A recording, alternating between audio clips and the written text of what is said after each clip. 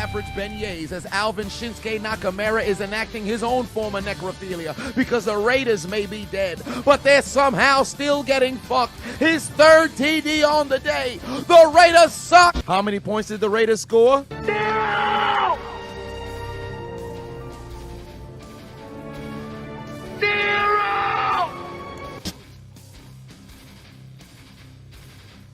Sorry, everybody. I had to put that one in there. So what's going on, everybody? Welcome back to another episode of the Raider Critique.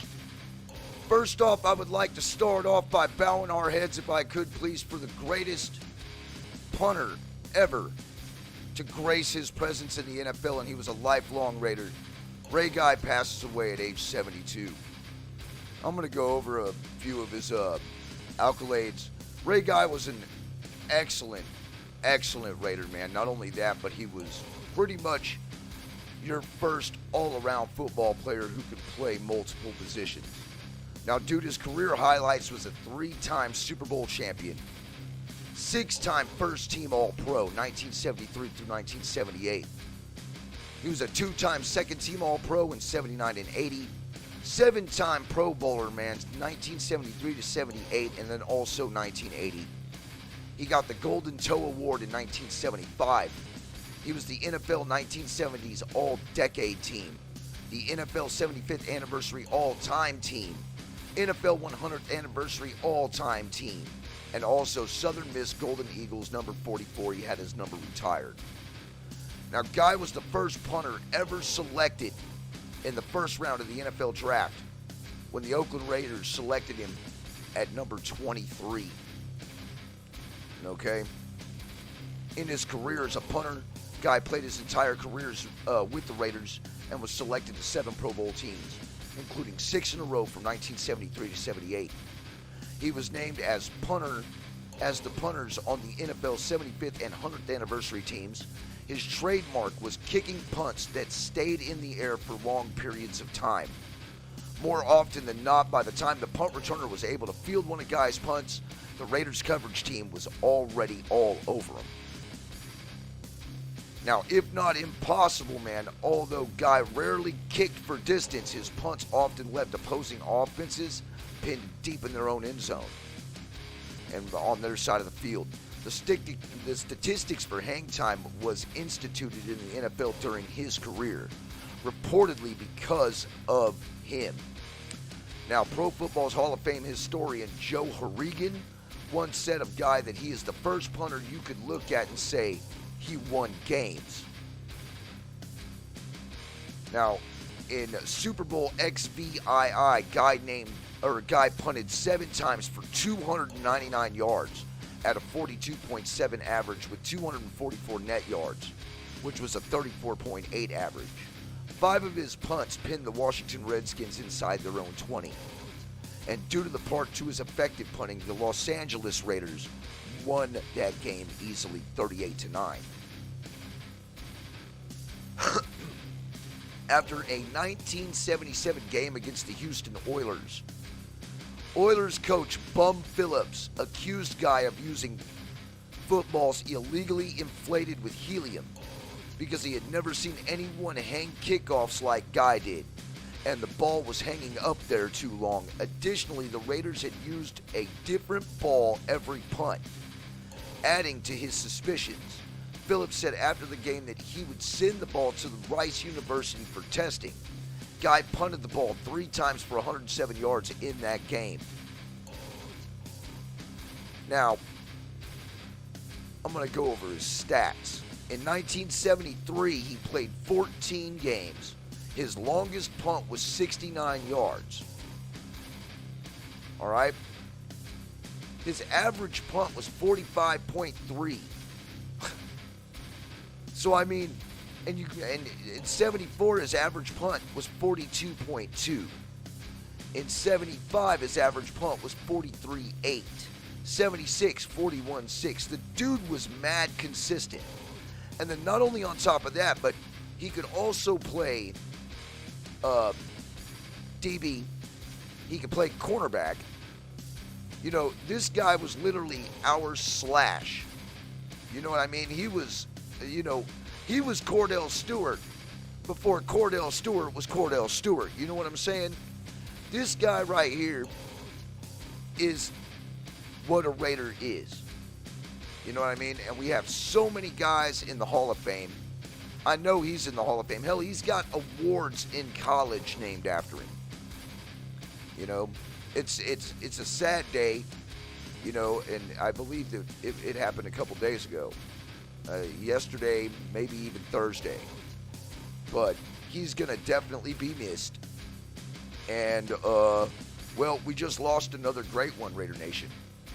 And he deserves every bit of respect that every single one of us could possibly give. Because he was a gem for us. He was a gem for the NFL. And by God, this is the reason why we went and, you know, we're the first team to go ahead and select a punter in the first round with the 23rd overall pick. Al Davis was called crazy for even doing it, but to be honest, man, he was the best guy available during that draft, and not only could he punt, but he could play quarterback. He was the emergency quarterback for this team for many years. I mean, the guy won games. The guy won games, and he was, this is what in 1973 athletes looked like, and Al had an eye for that, you know? So, Ray Guy, we salute you. Thank you so much for everything you did when you contributed everything to this franchise, this organization. You will be missed, but you will always be remembered, and we will make sure that we always talk about you, Ray Guy. Yeah, it's sad.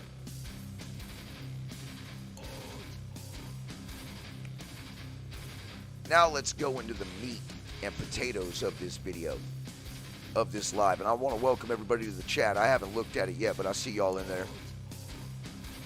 What is to blame for these Raiders' woes? We were blown out last week by the Saints, 24-0. Our offense looked abysmal. Our defense didn't look prepared, even though they played way better than our offense, I'll say that. Is it coaching that we're having an issue with? Oh, hold on, man. Let's not forget about these other two bastards in here. Our offensive coordinator and our defensive coordinator. We can't forget about these guys. Because they're all a part of this shit sandwich that we're having to deal with right now. And I hate to get into all the negativity, but I just want to hurry up and get it out of the way. Because of the way this team has been playing, it's been creating division in Raider Nation YouTube and Raider Nation period. It's been real hard not to argue with anybody because everybody would just like to have something done. And we did nothing. We did nothing at the trade deadline, just like I said we weren't going to do anything during the trade deadline. We weren't going to get anybody in here, and I knew it. You know, it's just seeing this so many times over and over and over again. Coaching regime does nothing before the trade deadline, tries to get nobody in here. So it's either one of two options, Raider Nation. They're either happy with what we have and they believe they can build off that, or number two, they know that 1 to 2 people are not going to be able to change the outcome of the way this team is playing and the way this team is going and give up draft capital. Now, we've heard it all. It's coaching. Hell, is it Derek Carr? You know, there's been a lot of talk of moving on from Derek Carr, and Derek Carr had an abysmal game. Probably the worst game of his career last week against the Saints, where he only threw for 101 yards. Now, I do want to apologize, man. My voice is kind of messed up today. And I've been trying everything I can to make myself sound better. Been up since early this morning. It's kind of why the live didn't pop off when it was supposed to. I've been just having a lot of throat issues today. But is it Derek Carr that we're having the issue with? Derek Carr is definitely a problem. But I look at his career stats and I look at this guy and, man, you know, we've got 2 playoff appearances underneath this quarterback. He's only played in 1 due to that he was injured in 2016. He's had a lot of opportunities. And he has been the only consistent thing around here for the last 9 years. Him and Colton Miller. You know? So a lot of people are going to ask, is he the problem as well? You know? Maybe it's just the whole goddamn team. You know, that's also a huge possibility too, right, Raider Nation? Is that the whole team just isn't clicking. The coaching staff is not getting through the players to activate what they call their scheme, their way of playing football. And our players are just, it's like Chinese to them. So I put up here on YouTube a couple days ago a poll to see what every single one of you thought. And I got 29 votes, man, and everybody, 45%, is saying that it's the team. The defense, man, I think the defense got one vote. Derek Carr is sitting at 24%, and Josh McDaniels is 28%. So you see how divided we are in just the small amount of votes that I got on this poll right here. It shows the division within the Raider Nation right now. The Raiders have played so abysmal and so shitty this last year that when we saw our roster on paper, none of us could have ever fathomed that we would be 2-5, 2-6 by week 9. Nobody would have ever thought it. I know I would have never thought it. I would have never thought we would have lost to the Saints. I didn't even think we were going to lose to the Cardinals. But lo and behold, look, here we are, bottom of the totem pole, and everybody's divided on what the hell the problem is. To the point to where now we got people going at each other online. Man, it's not worth all that, man. And the team, the coaching staff, and the organization, well, they are to blame. Because if it wasn't for them and their lackluster play and their building up of the Raider Nation about how they were going to be so good, and then shit the bed like this, we'd all probably still be getting along. And that's no bullshit right there. No bullshit. When our own team is creating division within the fan base, you can't make this shit up. And only the fucking Raiders do this. So now we're going to hop over into the pregame with the Jaguars. We have stayed in Florida all week long after that New Orleans ass kicking we took. All right. So hopefully they were able to do some bonding and they were able to get some shit together to where they could actually play half-ass decent this game. Now, the New Orleans Saints had the 31st ranked overall defense, and they shut our offense out. We had a rookie corner who shut down Davante Adams. Now, whether that last game had a lot to do with the flu that was passed around and everybody was just like feeling under the weather, I don't know. But they damn sure beat us and smacked us around like we were basically yesterday's toilet paper. They used us. We got used. You know what I'm saying? And they've got the Saints were the 31st ranked defense. Well, the Jaguars are 17. So if our offense goes out and lays an egg just like they did last week, we're going to have an even tougher time because this defense is better than what we faced last week. This Jags defense is no joke, and these Jags have kept it in games. They've kept themselves in games. Their losses are all by like one score points, one score drives.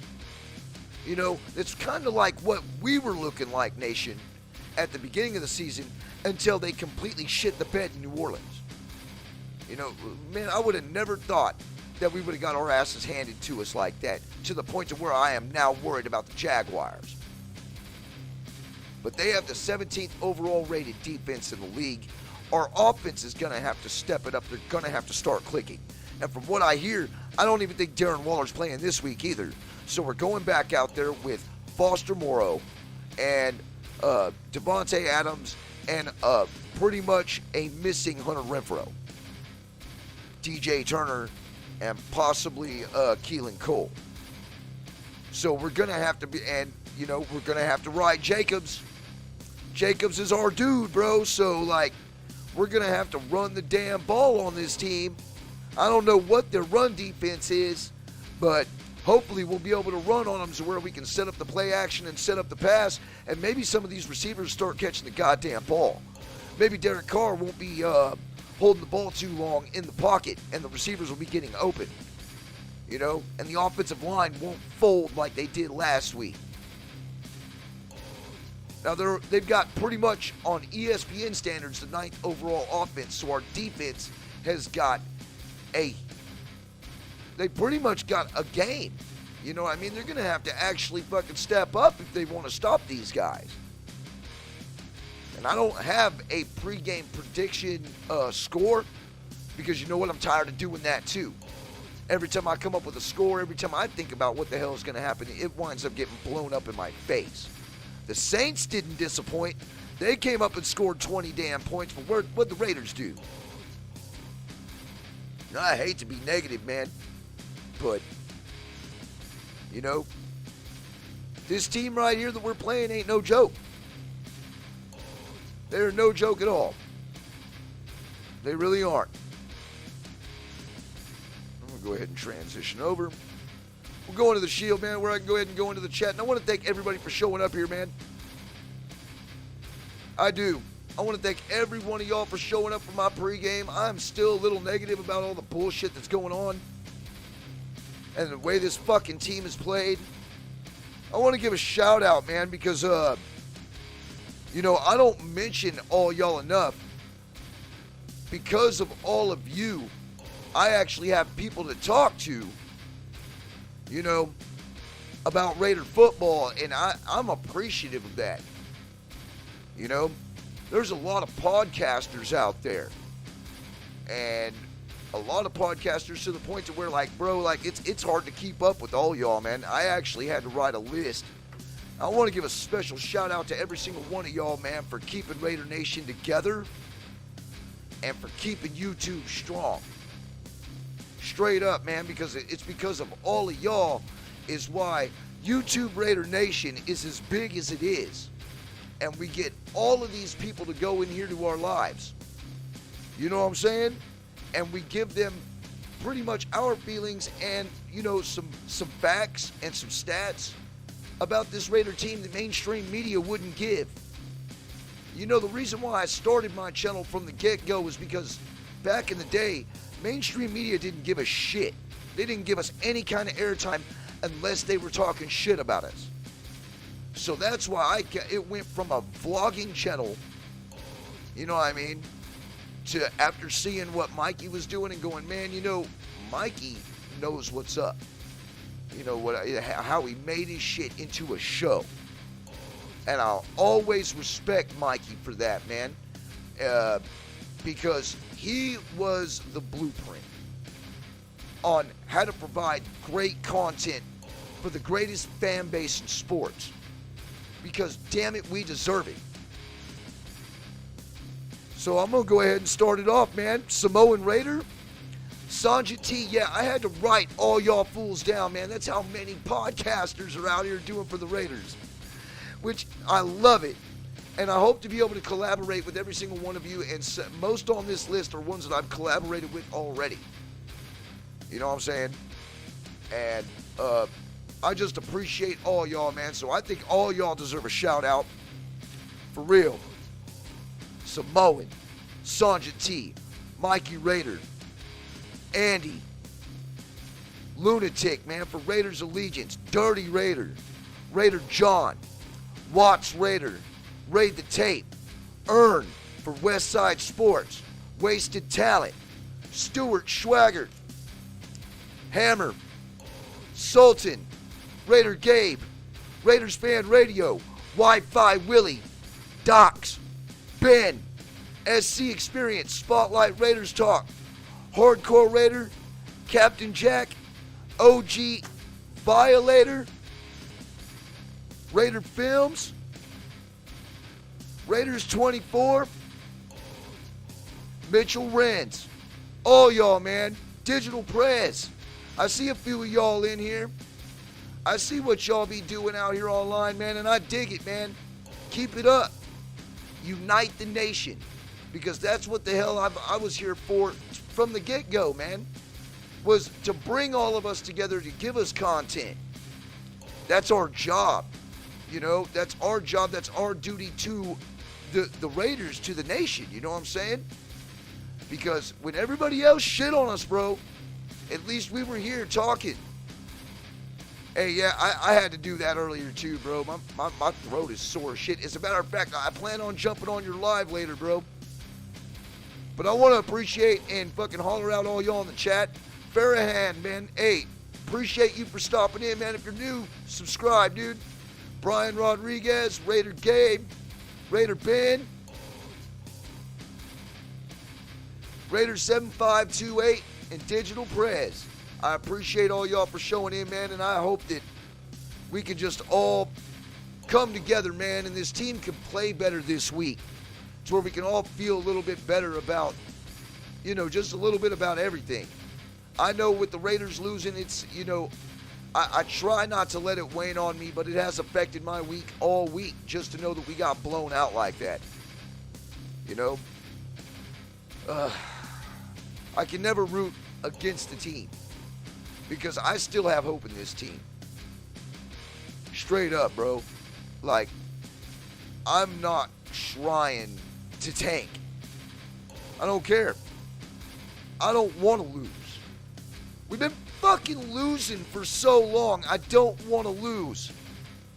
We have a playoff team from last season, and we are fucking 2-6.